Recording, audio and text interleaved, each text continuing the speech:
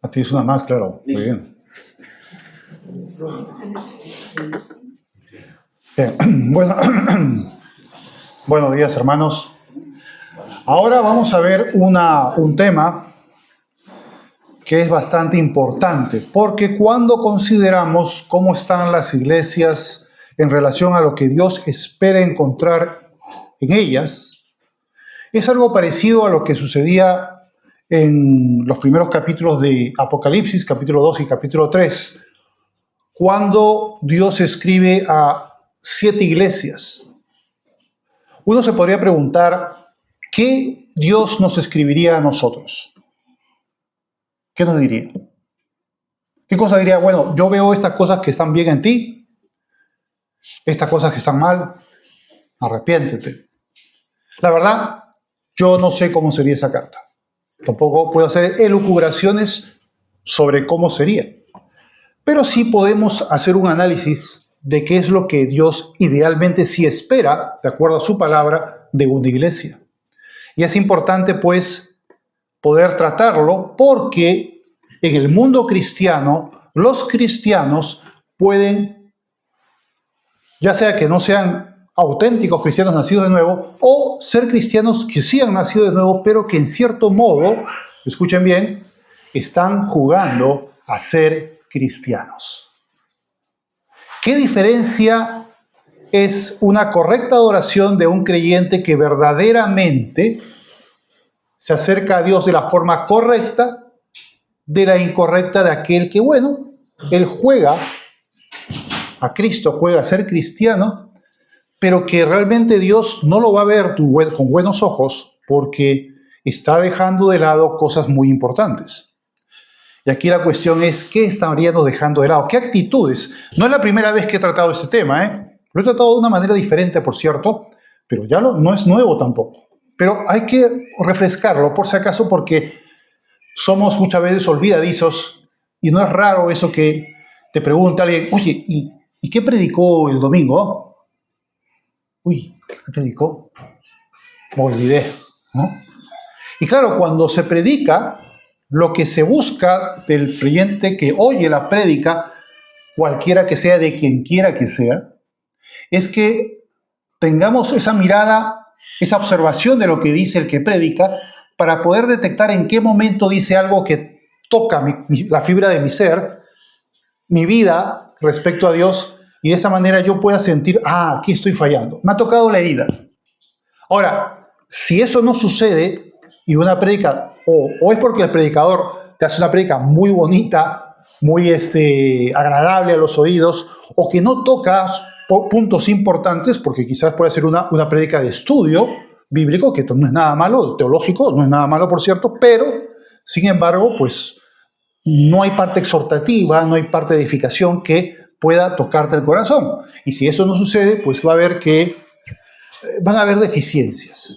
Entonces no va a haber algo que el corazón pueda recoger. Aquí tengo que cambiar, aquí tengo que arrepentirme y por lo tanto pueda mejorar mi relación con Dios.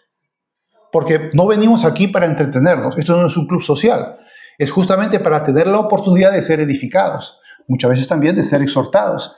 Para que nuestro corazón ante el Señor vaya mejorando. No simplemente para que hayamos sido entretenidos por determinados minutos y se acabó. Y yo luego me voy a mi casa. Si es para eso, mejor para qué venir. ¿Se dan cuenta? Por lo tanto, hay que tomar muy en cuenta esto. Ahora, la pregunta es, ¿cuál es pues esa correcta adoración? ¿Cómo es? ¿Qué espera Dios encontrar en los creyentes auténticos? ¿Estamos en línea con ello o estamos jugando? Vamos a ver. Bueno, esta es la pregunta que ya acabo de mencionar. ¿Qué es lo que Dios espera encontrar en nosotros? Vamos a encontrar 3 cosas.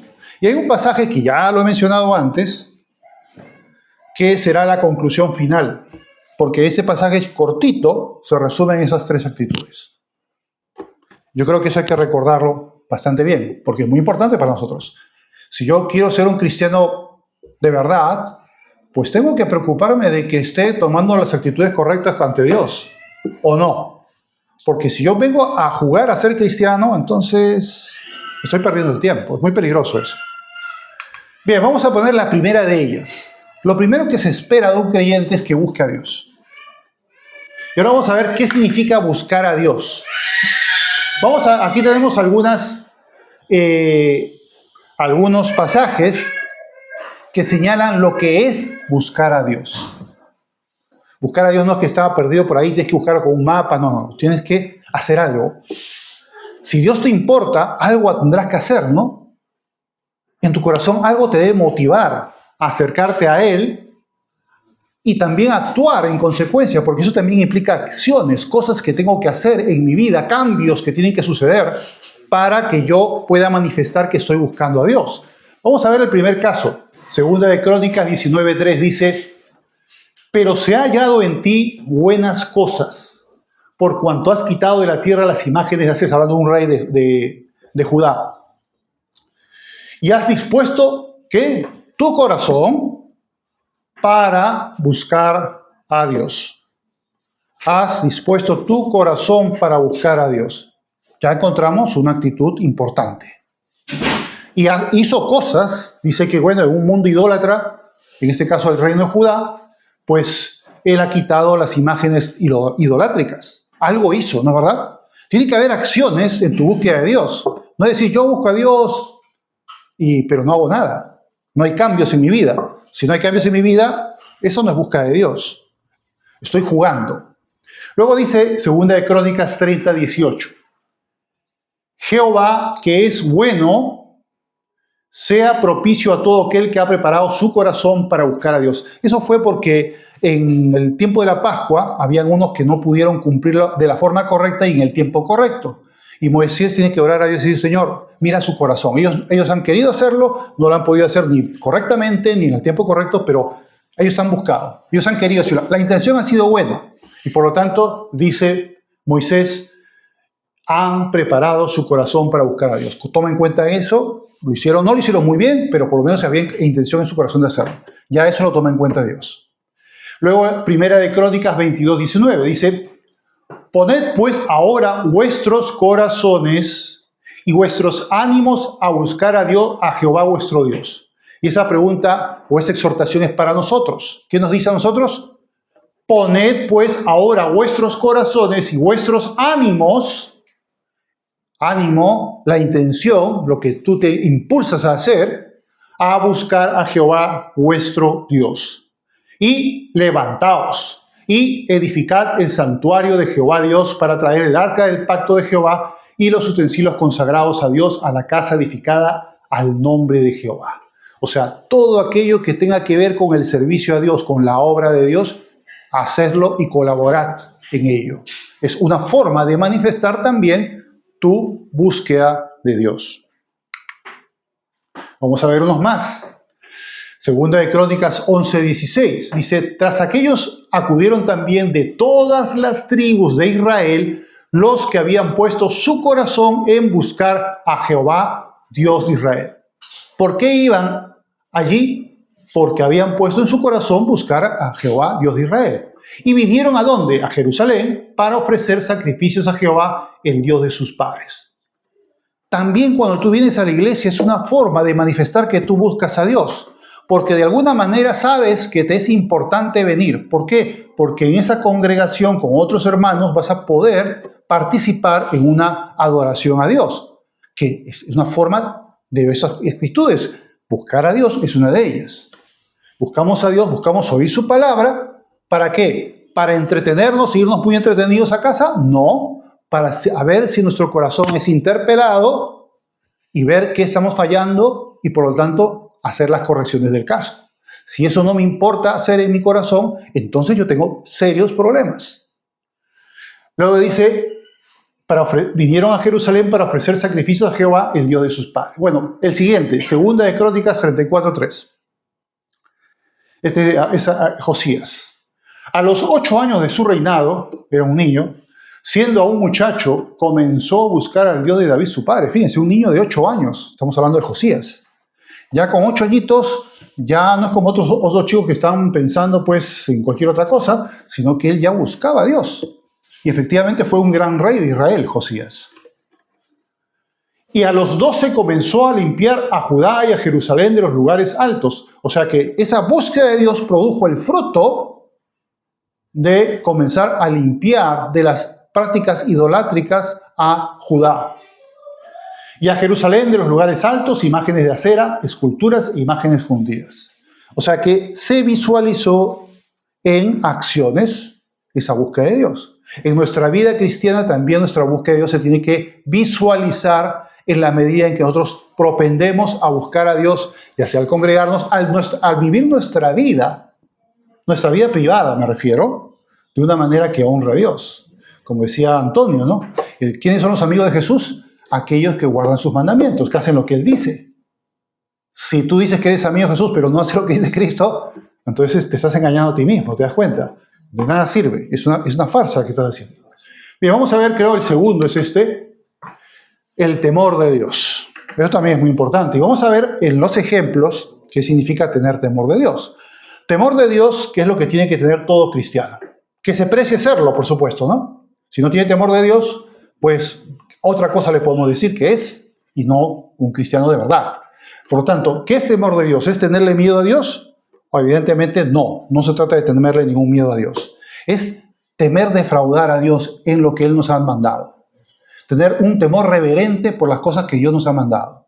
Vamos a ver aquí algunos ejemplos que nos dan ilustración. Son solamente algunos, pero son pinceladas que nos grafican cómo debe ser ese temor de Dios. Dice, no maldecirás al sordo y delante del ciego no pondrás tropiezos, sino que tendrás temor de tu Dios, yo Jehová. Es decir, un cristiano debe ser lo suficientemente maduro para nunca burlarse de aquel que tiene deficiencias, sea cual sea. Y a veces un cristiano inmaduro puede cometer el error que cometen los mundanos de burlarse o de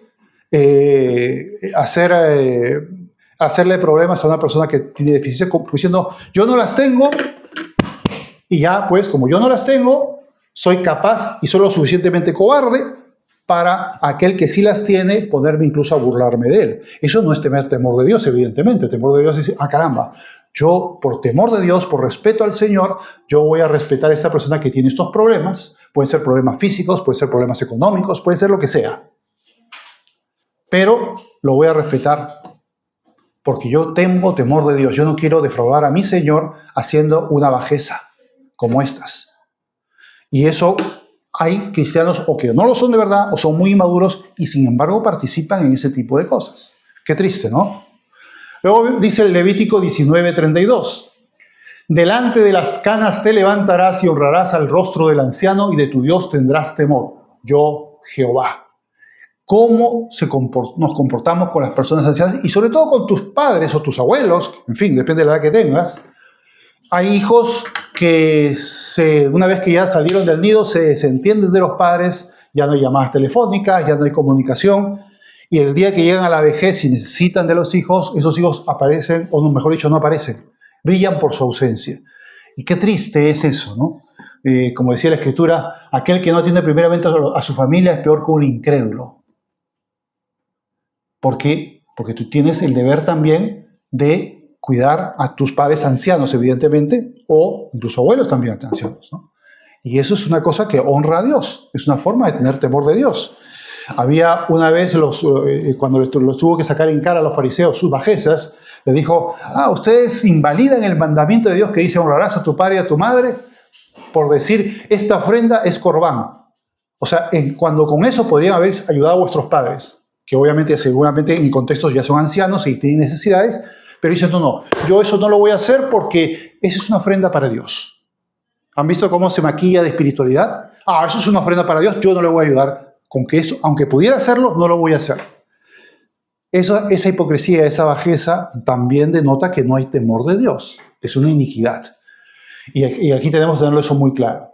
Luego el Levítico 25:36. No tomarás de él usura ni ganancia, sino tendrás temor de tu Dios. Y tu hermano vivirá contigo. Está hablando de toda actividad ilícita, sucia, en términos económicos, que puedas tú ejercer con el prójimo.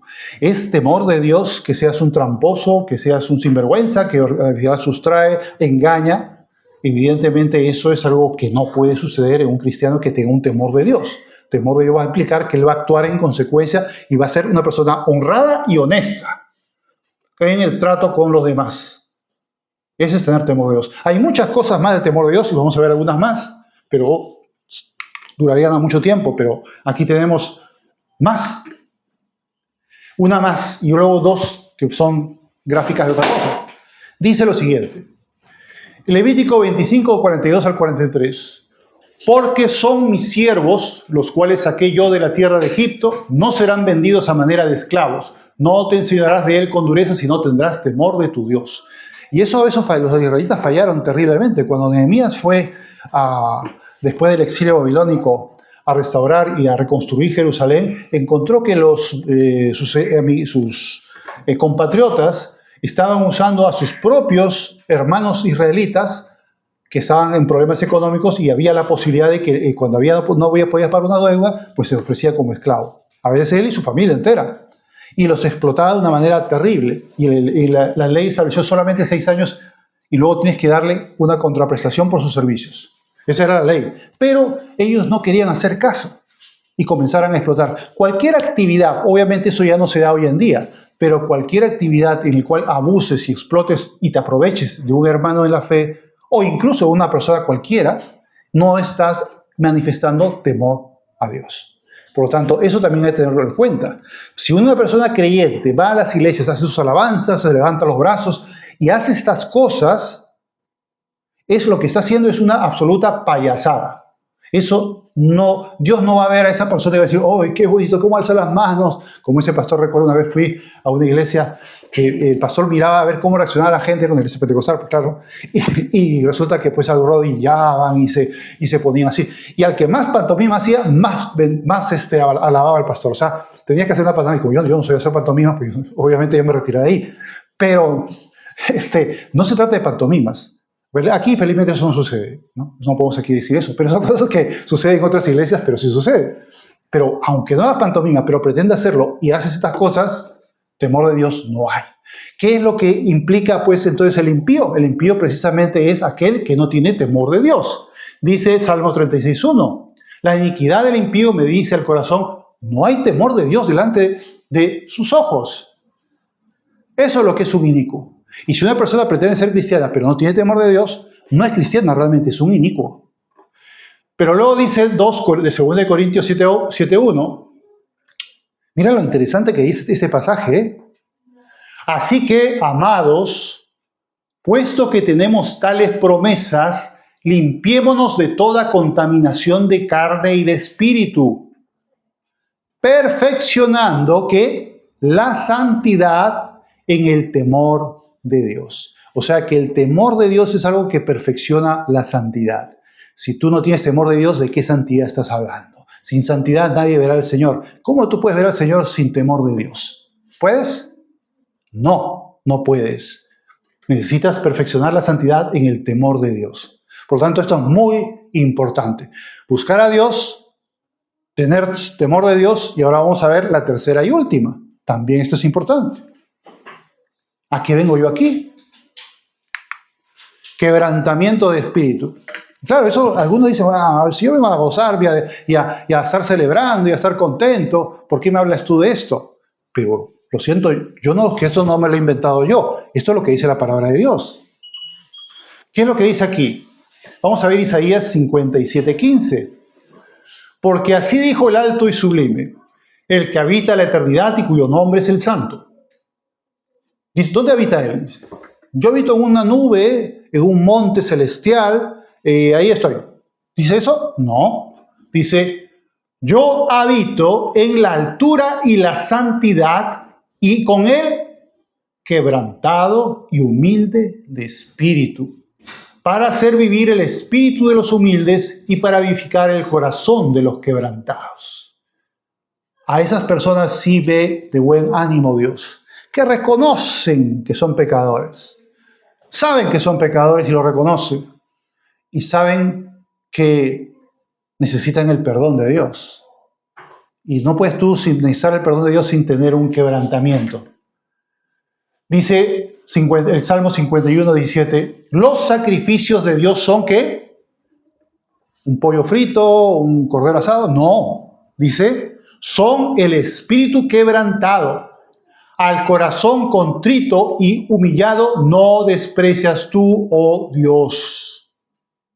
Y ahora vamos a ver un pasaje muy importante que señaló Jesús, una de sus parábolas, donde nos señala qué es lo que hacían dos personajes cuando iban al templo de Jerusalén. Y esa es una pregunta para nosotros. ¿Qué es lo que tú haces cuando vienes aquí? ¿Qué es lo que tú haces? Voy a pasar un rato ameno y voy a estar a hablar con los hermanos y vamos a estar muy, muy contentos. Eso no tiene problema, por supuesto, no hay problema en eso. Pero, ¿hay algo más? Vamos a ver este pasaje. Lo he puesto en dos pantallas porque no va a caber en una. Entonces, ¿cómo nos debemos presentar? Aquí incluso, también en tu vivir diario, por supuesto. No digo que solamente aquí y luego te vas a casa y te desmadras. No. En todo momento. Pero el venir aquí y participar de la cena del Señor y el estar aquí reunidos juntos para dar alabanzas y para poder escuchar su palabra, tiene un propósito. Y ese propósito también es una forma de acercarnos particularmente una vez a la semana a la presencia de Dios. De una manera comunitaria, no individual. Ahora, fíjense qué hacían estos dos señores. Dicen, a unos que confiaban en sí mismos como justos y menospreciaban a los otros, a los arrogantes, a los pretenciosos, dijo también esta parábola. Dos hombres subieron al casino, subieron al bar, al restaurante. No dice eso, ¿no? Dicen al templo. ¿Y a qué iban a hacer? A orar. Van a adorar a Dios, van a orar al templo. No está diciendo que van a tomar su cafecito. Uno era fariseo y otro publicano. El fariseo, como bien saben, era vamos a decirle, no secta, sino grupo judío que tenía por característica ser férreos defensores de la fe judaica, porque en los tiempos de la dominación griega se trataba de helenizar tanto el territorio de Judea que surgió una reacción. No podemos permitir eso, tenemos que refrendar la ley judía y todos los preceptos de la ley judía. Y los fariseos fueron esa facción que se presentó para justamente defender la religión judía de una manera estricta y vigorosa. Y de ahí nace el fariseísmo. Tenía apenas 2 o 3 siglos nada más de antigüedad, en los tiempos de Jesús. Y el publicano era aquel que va por parte de Roma a recaudar impuestos. Y muchas veces parte de esos impuestos van a su propio bolsillo. Y claro, eran odiados. Era prácticamente un paradigma del pecador, el publicano. Pecadores y publicanos era un término muy común. Estos son pecadores, pues, ¿no? Los pecadores y los publicanos. Otra forma de pecado de los sinvergüenzas y caraduras que efectivamente se aprovechan de cobrar impuestos y al mismo tiempo se hacen ricos. No sé exactamente cómo habría sido, pero la cosa es que se aprovechaba. Bien. Vamos a ver cómo se presentan en este caso no es la iglesia, es el templo, y qué es lo que dicen, qué es lo que actúan. Dicen, el fariseo, puesto en pie, oraba consigo mismo de esta manera. Dios, te doy gracias. Hasta ahí está muy bien, no está mal. Porque te doy gracias, ahora viene que sí está mal. Porque yo no soy como los otros hombres, ladrones, injustos, adúlteros, ni aún como este publicano. Ya comenzó su problema. Yo no soy un pecador, ni soy como este pecador que está aquí al costado, que es el publicano. Yo soy un hombre íntegro, correcto, cumplo los mandamientos y saca pecho ante Dios. ¿No? Dice, ni aún como este publicano. Ayuno 2 veces a la semana. Doy diezmo de todo lo que gano. Vamos a ver, Señor. Es que también tienes que reconocer que aquí tienes a una maravilla andante. Pues tienes que abrirle el cielo con una alfombra roja para que pase con tamboriles, ¿no? Eso es lo que pretendía en su corazón este fariseo. ¿Y no hay hoy en día entre los cristianos fariseos así? Que pueden presentarse ante Dios diciendo, pero qué buena gente soy yo. ¿Eso espera Dios? ¿Eso lo va a ver con buenos ojos? A una persona que no tiene la humildad de reconocer su pecaminosidad y simplemente alardea de lo bueno que es. ¿Eso lo va a ver bien Dios? No. Vamos a ver qué pasaba con el siguiente. Mas el publicano, estando lejos, sentía el peso de sus pecados. No quería ni aún alzar los ojos al cielo de la vergüenza, sino que se golpeaba el pecho diciendo: Dios, sé propicio a mí, pecador. Por favor, ten misericordia, que yo soy un pecador. Yo reconozco que soy pecador y por lo tanto, Señor, te pido que tú seas propicio. ¿Cuál fue la reacción de Dios ante ese señor? Dijo: sí, vaya que eres pecador, ¿eh? Ahora vas a ver los latigazos que te van a caer. Y estás perdido. Yo, no como ese señor, el fariseo, que es majísimo, es un pan de Dios. A ese sí, a ti no, tú eres un pecador. ¿Va a ser esa la actitud de Dios? No, absolutamente no. Dice: os digo que éste descendió a su casa justificado antes que el otro, porque cualquiera que se enaltece será humillado y el que se humilla será enaltecido. Al corazón contrito y humillado no desprecias tú, oh Dios. Lo vimos antes, ¿se acuerdan? Eso va a esperar Dios en un espíritu quebrantado, que reconoce su pecado. Si tú no reconoces tu pecado y te crees un santurrón o santurrona, mala cosa. Estás por mal camino, muy mal camino. Y vamos a ir terminando.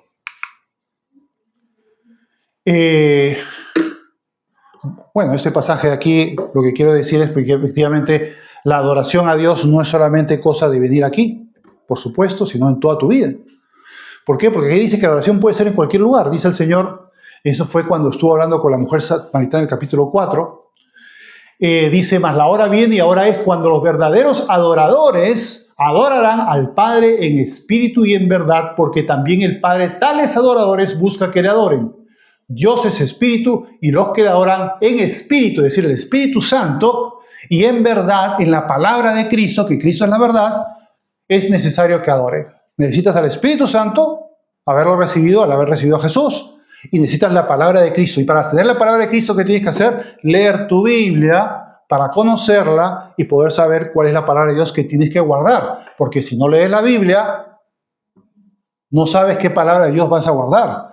No vas a poder, como decía Antonio, ser amigo de Jesús si no haces lo que Él dice. Porque claro, si no sabes lo que Él dice, no hay manera, pues.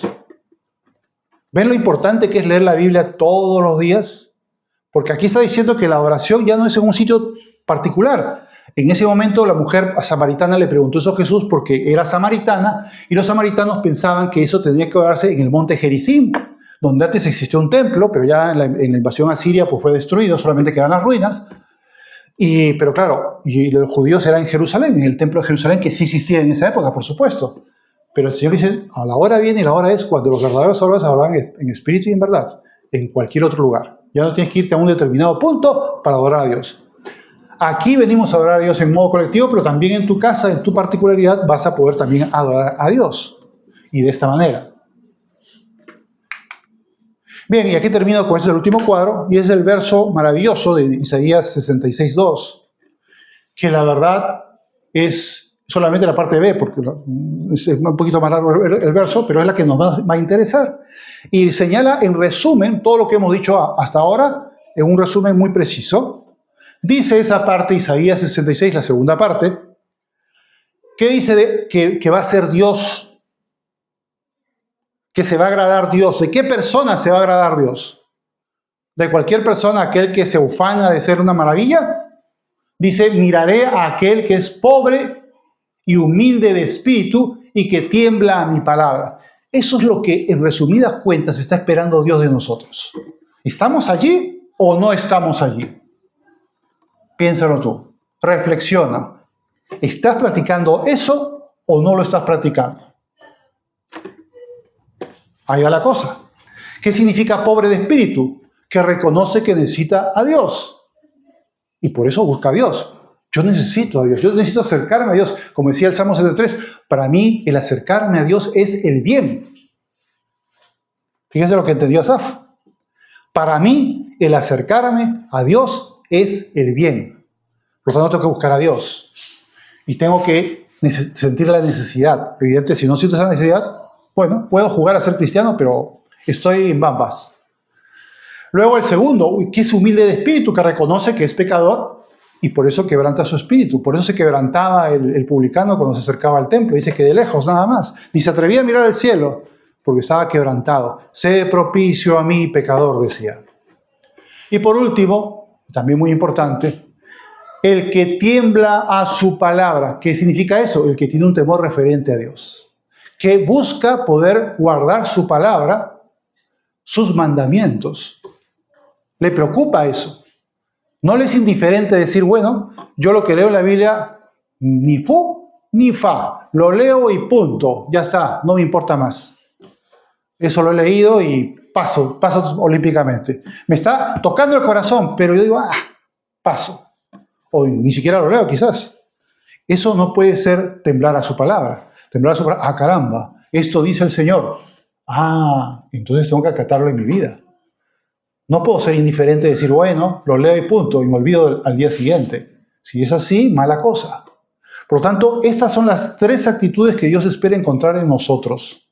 ¿Estamos o no estamos en esas 3 actitudes? Esa es la pregunta. Y si no estamos, busquemos estar para poder honrar de verdad al Señor. Oremos.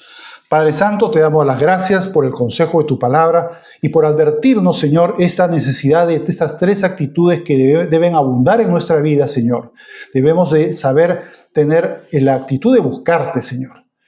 Saber que necesitamos de ti y que tú enriqueces nuestra vida. Necesitamos también, Señor, ser humildes y reconocer nuestro pecado, quebrantarnos, Señor, ante Él, para poder realmente buscarte y temblar a tu palabra, decir, tener temor reverente de lo que tú dices. No es miedo a ti, es simplemente, Señor, tener temor de ofenderte, tener temor de desagradarte. Te pedimos, oh Dios, que nos ayudes. Tú sabes, Señor, en cada uno de nosotros qué puede estar fallando, en qué estamos más débiles. Señor, te pedimos que tú toques nuestros corazones y que nos ayudes a ser fortalecidos y no olvidar estas cosas, Señor, porque este mensaje no es para entretenernos, sino para más bien exhortarnos a que verdaderamente tengamos las actitudes que a ti te agradan, que nuestra adoración sea una adoración que a ti te honra de verdad y no una farsa ni un jugar a ser cristiano. Te lo pedimos, Señor, encarecidamente, en el nombre de Jesús. Amén.